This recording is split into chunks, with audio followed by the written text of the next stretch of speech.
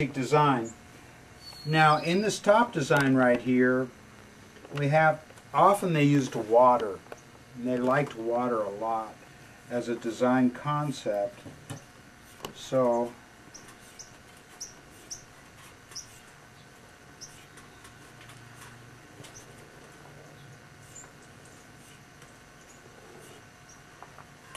sometimes they used clouds too, so I think I'm going to use clouds on the top and water on the bottom, because it just sounds good. And the clouds are real fanciful, so they kind of look like this. The problem with drawing on the inside of a pot, by the way, is you're always drawing upside down. It's much easier to draw on the outside of the pot than the inside of the pot, but that's the way it goes. So we'll make a little cloud designs right here, and basically you'll see them as I draw them, and some of them will make long and some shorter ones. And I know that just looks like scribbles to you, but they look like clouds to me. So, and you'll see as I paint them, just kind of getting an idea of where they go. This is kind of sketching. One of the reasons that I started making sinks, besides the fact that I liked functional art, art that would be used every day, is that I really like to draw, and this gives me a palette. And since I'm accustomed to negativity, I decided to have to draw on glaze and then give it up to the firing, not just on paper where you had control. So it's basically out of control, and that's why ceramics in general is a warrior art, because you have to give it up. You do all this work and then you give it up to the kiln and fire it to 2300 or 2400 degrees, and you're not sure what's going to happen. So that's my cloud pattern. For the water pattern, I have a little too big a space here, so I'm going to shorten it up a little bit.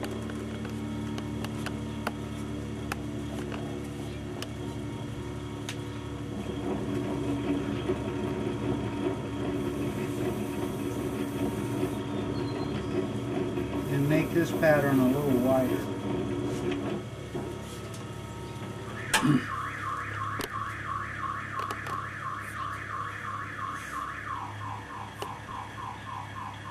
And again, I'm just dividing the sink,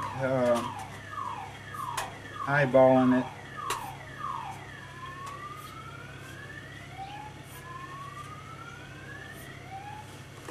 So now that I have it designed, I'm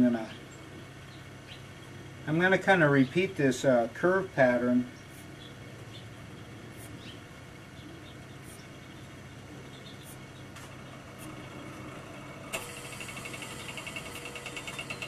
You see that okay? Good. Okay. So we're going to repeat this curve pattern, but we're going to make it all single.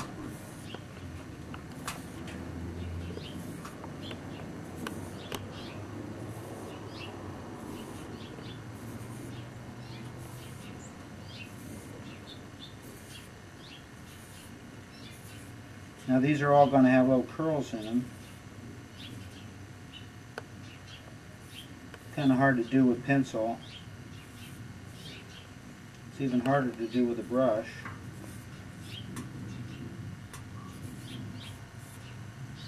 But you're starting to see it show up.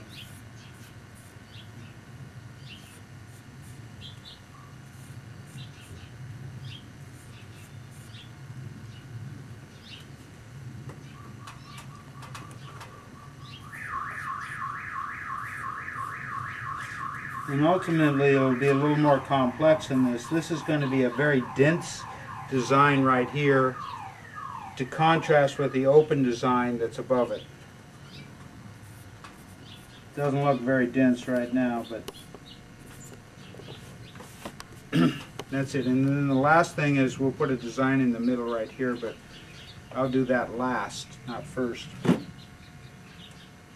So that's pretty much it. So now I got to draw my straight lines, my border lines.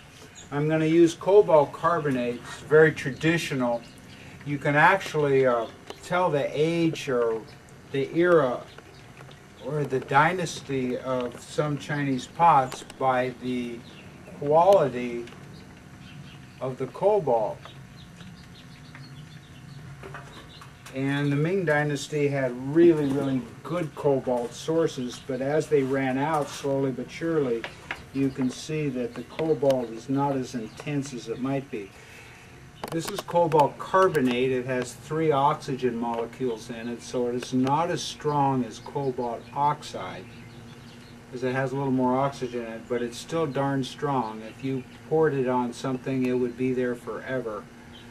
And that's one of the problems of drawing with it. It's really hard to erase. Now I've got to get some brushes here. We'll start with a Japanese brush. It's always impossible to tell what a brush will do until you start using it.